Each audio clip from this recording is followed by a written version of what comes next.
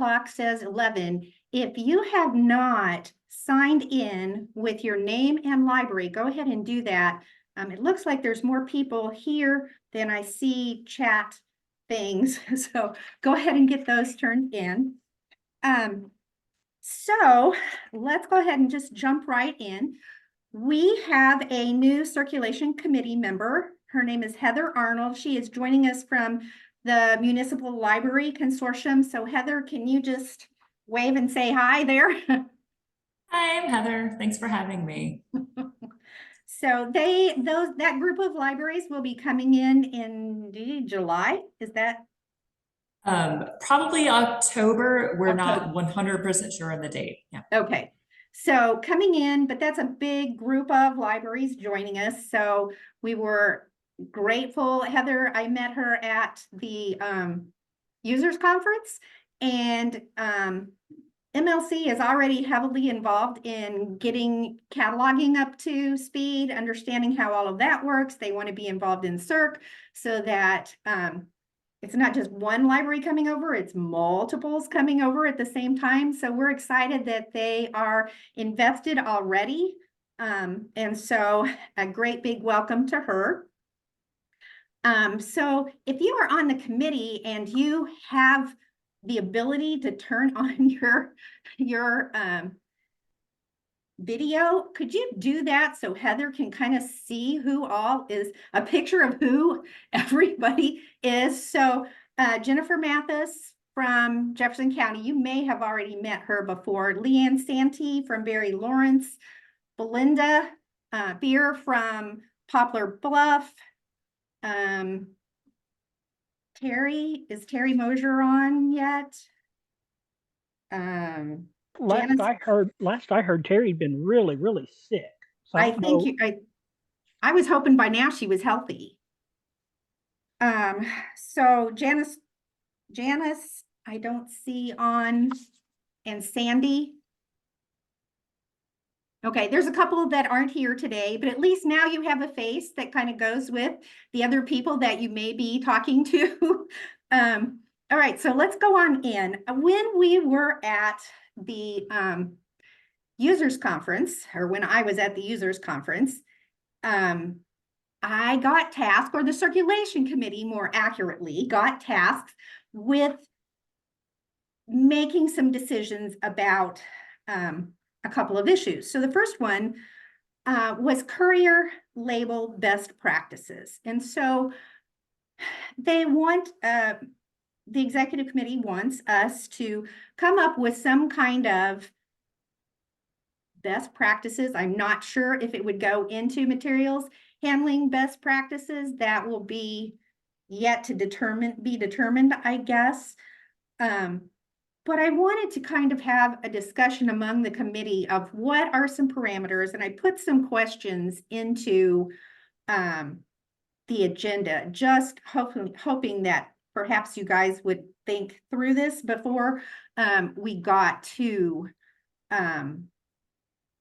today. So let me see if I can share this screen. So here's the questions. How often should libraries review the courier labels? 2, how should libraries notify other MEC libraries about changes that have been made? And then where do we put these recommendations once we get them? So I also pulled up, we had a discussion back in November of 2023. And so these were kind of the 4 conclusions that we came away from then, but we talked about them, but they never got placed anywhere necessarily so that somebody else who just was going to find out information about the courier system and labels and all of that, how that should go. So I am opening this up. Oh, one other thing. I did talk to Mala just because I thought, okay, they're a big part of this. We do our part. They do, Mala and Henry, I guess, do their part. I did find out that Mala sends out changes in their newsletter, but I don't know, their newsletter is not like necessarily timely. So I don't think that can be something that we can depend upon for Mala notifying us of some kind of change. So just wanted to put that out there before we started considering what we're thinking and where these things might go. So, okay, open it up for conversation here. This is Leanne. I know I had talked with Julie that does most of our career work for us. And she had mentioned about the newsletter and how she feels like it's really not getting read consistently by people that probably need to. So I think we do need to more internally within Evergreen, maybe kind of share, and maybe that's something with the committee, maybe if there is anything, if we stay up on it, that we can share through our monthly meetings to make sure things are kind of more timely, that maybe of something of import for us. That's a good idea. Because I know she mentioned specifically whenever they were wanting to do double labels on boxes, that was something that came out in the newsletter, but it took some time for libraries to actually catch on that was actually to be done. Right.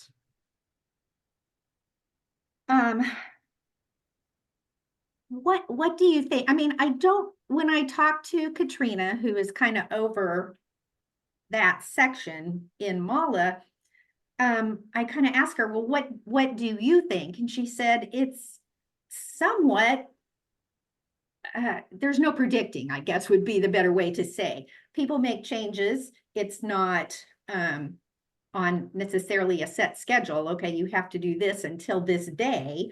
And so what do you think just sending out an email to the listserv is going to accomplish what we want? If we compiled the libraries who had changes, like address changes, and sent it maybe once a month with an actionable item at the top, we could say, check your files for these particular labels and ensure that the address is correct. I'm thinking of the accordion file that my libraries have for all the ones that we send to. But if we give them a specific library, I think they could be better about pulling those things out physically and looking at them. Mm-hmm. Yeah, I think making use of our listserv and, like she said, make it kind of an actionable, item to draw attention to it, that, don't just skip over this email, that there needs to be something done with that. And maybe have that as something that's added to even our circulation agenda. If you think that would be appropriate. If we know that there's changes made within the consortium. Right. To, at least, because we're trying to have most people attend these representing each library. Whether or not the person attending is one actually handling a lot of the transits, going to depend on the library, I'm sure. But at least maybe some of that information can get sent out. And maybe kind of cross-post it between the general consortium, the general membership listserv, and the CIRC. Okay. And I think also, as we add libraries, we might draw attention to that as well each time that we have a group of libraries being added. I think it's a good time to kind of do a refresh. Okay. I'm taking notes here. So if I'm looking up and down, that's what is happening here. I have a comment. Sorry, I couldn't get unmuted. Sure. Go. Sorry, you guys, I'm out of the loop here, but not every library handles the courier through circulation. Right. Like, I don't have anything to do with the courier, packaging books or anything. And so I would not want to make any kind of decisions about how this is done because I don't do it. That's why I suggested that it also go to the directors, because the directors can then forward it to whoever it needs to go. Okay. Yeah, I think it definitely needs to be cross-posted. Yeah. Okay. That's what I was trying to get to. Was that Terry who? Yes, that was me, Terry. Hi, Terry. So, if I send this information out on the general listserv, will that go to the majority of directors? Well, I would say yes, if they're paying attention, that should be. Do you, Ron, maybe you might know this if you're still on. Do you know in the onboarding process, do they really go over telling directors and staff to subscribe to the list and who should be on each one? Does anybody know that, if that's part of the onboarding?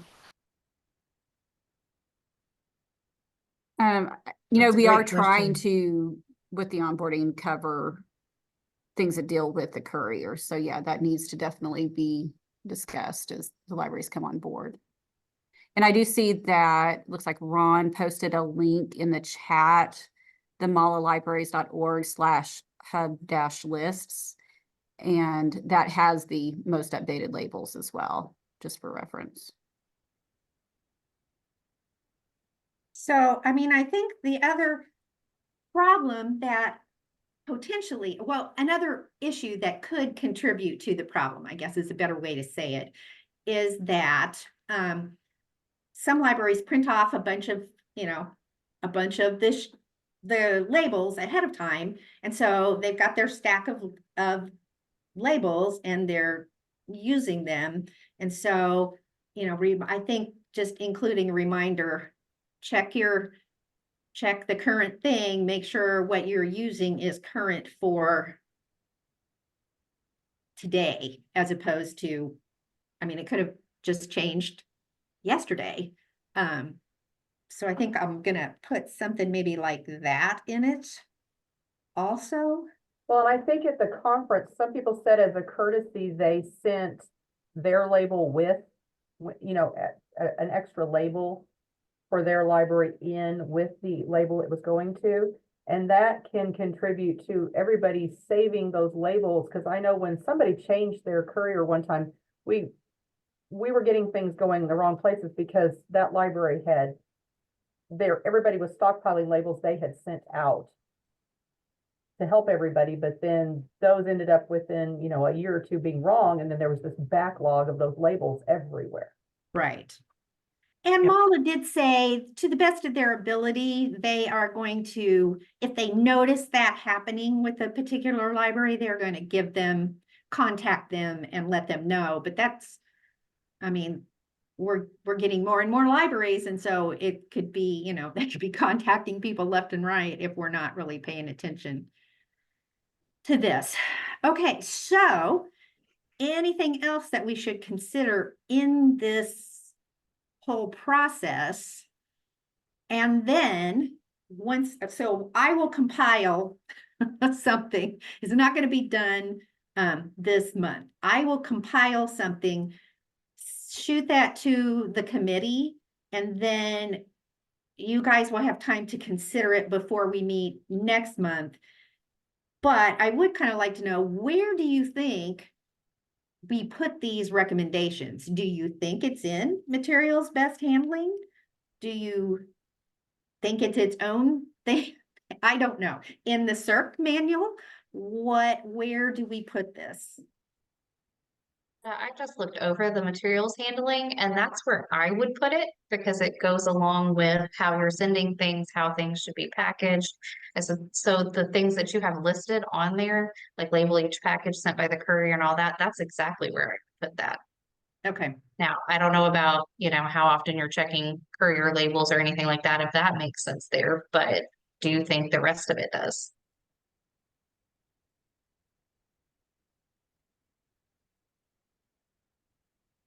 Okay. Anybody else on the committee want to chime in, or anybody that's just listening in? Perhaps you actually are the ones who are doing this, and there's something that us who don't have not thought about. So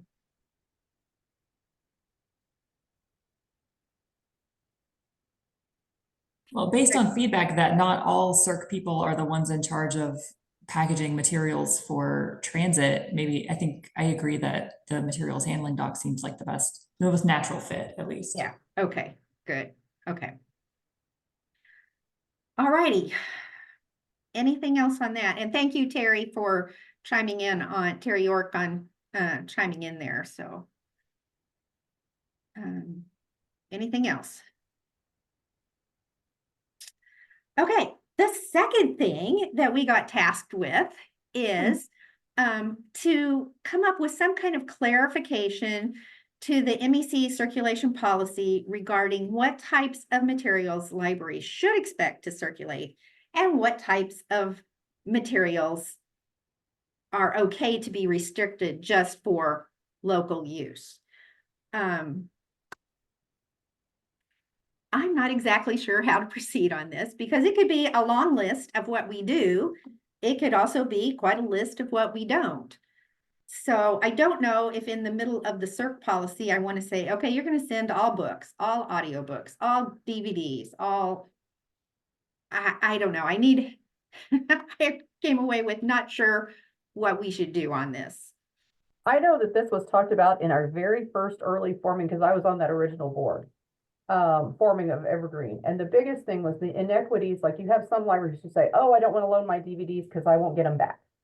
And if you're expecting to borrow, you should expect to lend. So a statement as, I think anything that is historical of nature, fragile, irreplaceable, something that's got weird parts or is a weird format, like your library of things,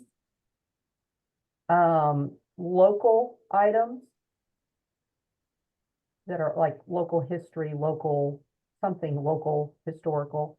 And then I think pretty much everything else should be being lent between all libraries. I definitely agree with that. I know that when we talk about it here at JCL about what can go and what doesn't go, most of the time that conversation is centered around, will it make it safely through the courier? So anything that doesn't fit in those totes a lot of times will get nixed because it's just, or that won't, you can't safely box it, just won't go because we don't know if it's going to come back or if it's going to make it where it's going. Mhm.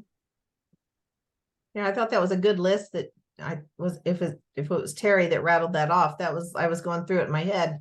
That's exactly the things we don't share. There was one I missed. So she said historical, fragile, library of things, local historical type things. There was one other thing and I didn't get it. Irreplaceable. Irreplaceable. Oh, or out of irreplaceable.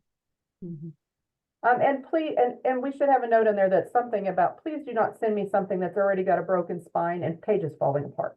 Mhm. If it's already in bad condition, please retarget to another item. Right, and I know like with hotspots, I don't believe there's any No. that transit hotspots out, you know, like Oh, yeah. electronic type devices. that are- Technology, toys, puzzles. And we have kits, you know, the large bags, you know, tote bags that have a Right. variety of things that have like multiple parts that are kind of difficult to I kind of keep think track things of gotten in through a transit. grant too are kind of iffy sometimes, you Right, know. well, most of our kits actually were kind of through a All grant of as our well. kits were, so Mhm. we don't send those out.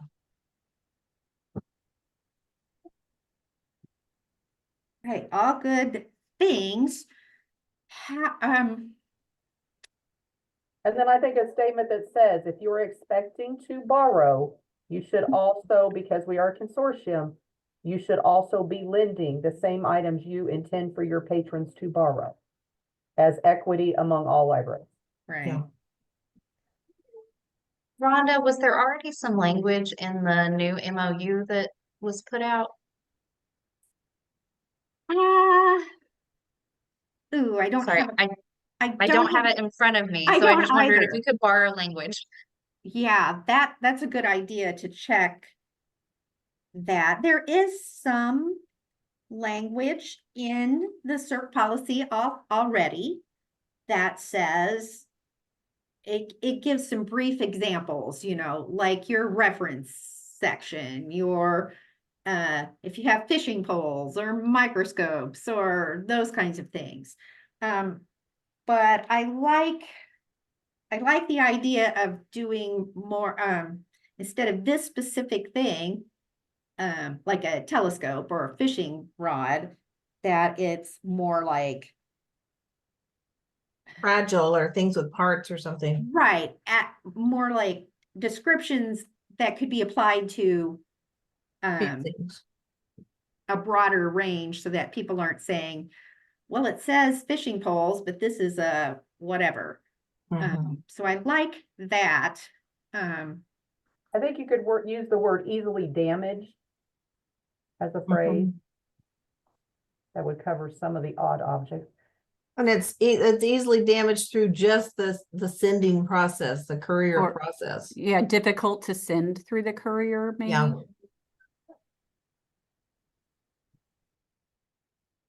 I'm writing. Prohibitive on a cost basis, as far as replacement of the item, prohibitive replacement cost. Yeah, I like that because that could include some of the expensive reference type books that maybe you don't have in a reference collection that you actually do let your local patrons check out, Right. or things like the hotspots or electronics. Okay, so committee, here's what I'd like you to do. And I can be the repository of this, but what I'd like you to do is work on some kind of wording, suggestions for wording of this, and shoot an email to me. You can include everybody on the maybe, okay, here's what I'll do. I will send out an email to everybody that you guys can start replying back to. Okay. So that we get, I just remember as we were, and Terry Mosier will tell you this, as we were, and Leanne, as we were working on the CERC manual, procedure manual, we would sit there and discuss back and forth. Okay, what is this what we want to say? Is this what we want to say? And between all of us, we got to what we wanted to say, as opposed to just one person trying to come up and do it. So I'm going to shoot you guys an email probably today. Let's kind of start collaborating there so that we can get what we actually want to say down. All right. Any other comments before we move on?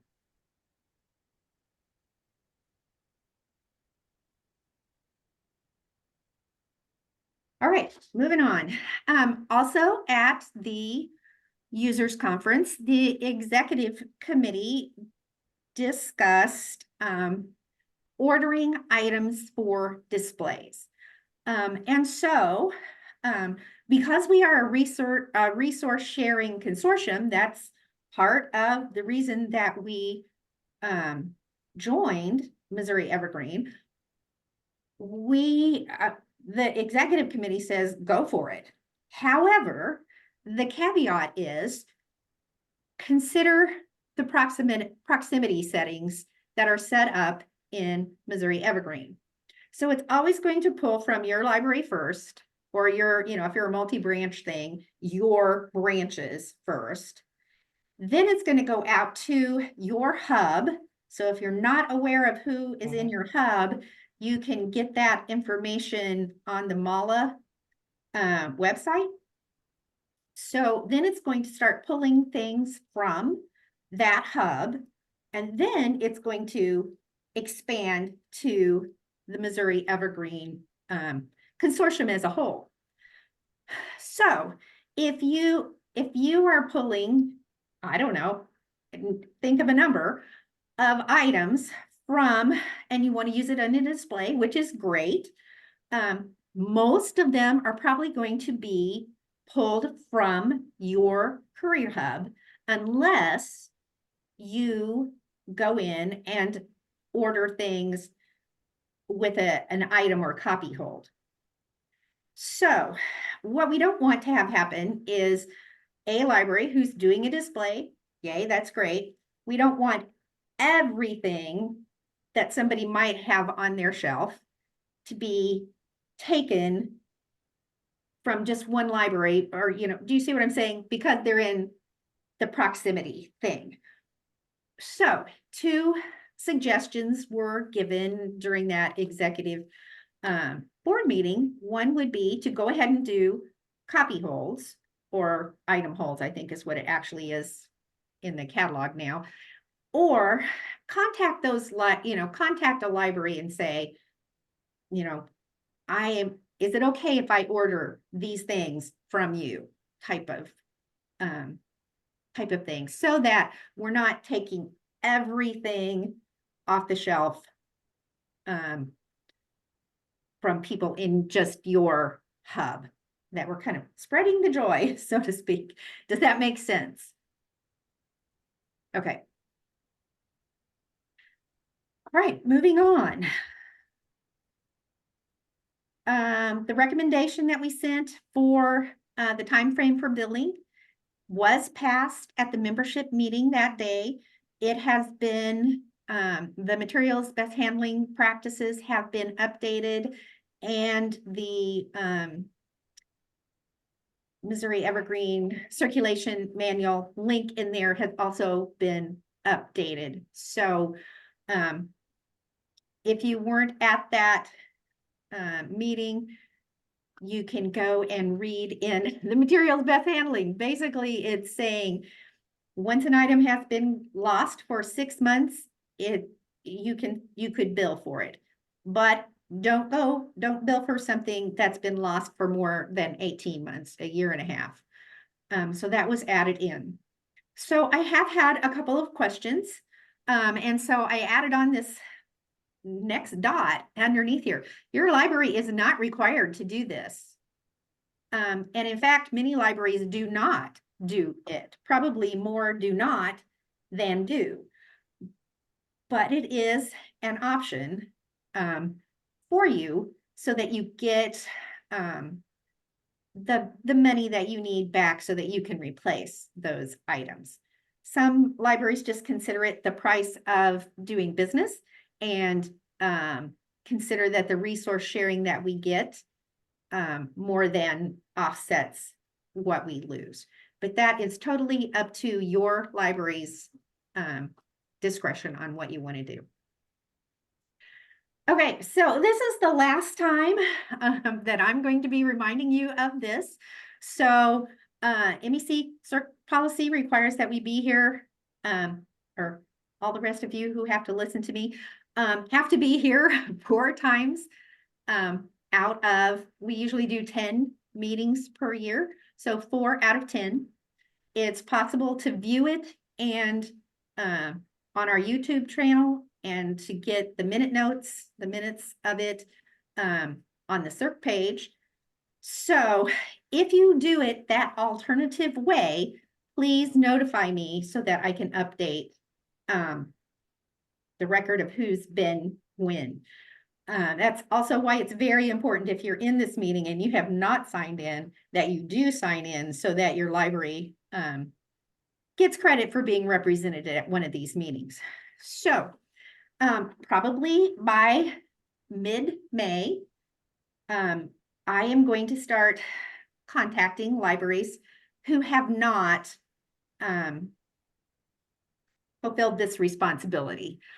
So if you have done these things and you have not contacted me yet, please do that. I've had, since the users conference, I think I've had 4 libraries contact me to let me know, okay, this is what we've been doing.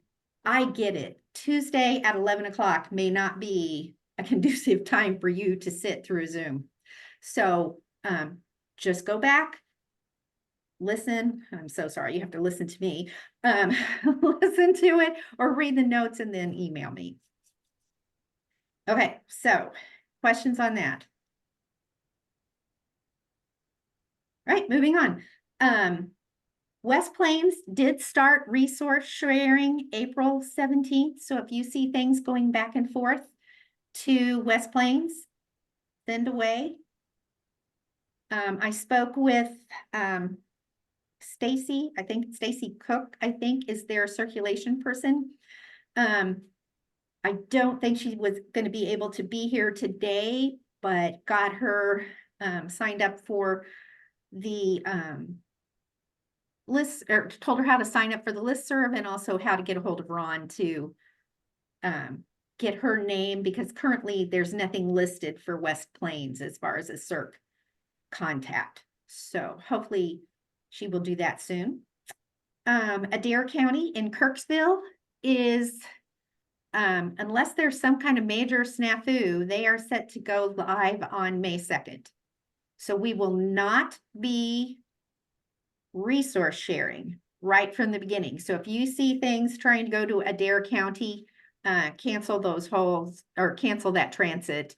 Don't send it until they notify us that they're ready to start resource sharing.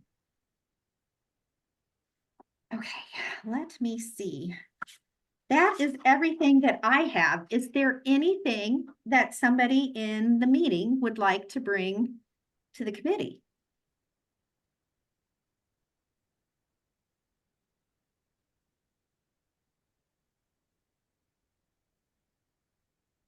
Guys are all really quiet, so I'm guessing that maybe all is good. Okay. All right, well then, we will get together again next month. Committee, expect something from me in email, so we can kind of start working on that, how we want to word what we want to word.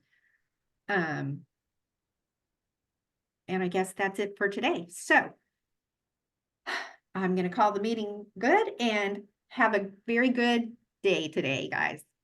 Bye-bye. Thank you, Rhonda. Bye. Bye.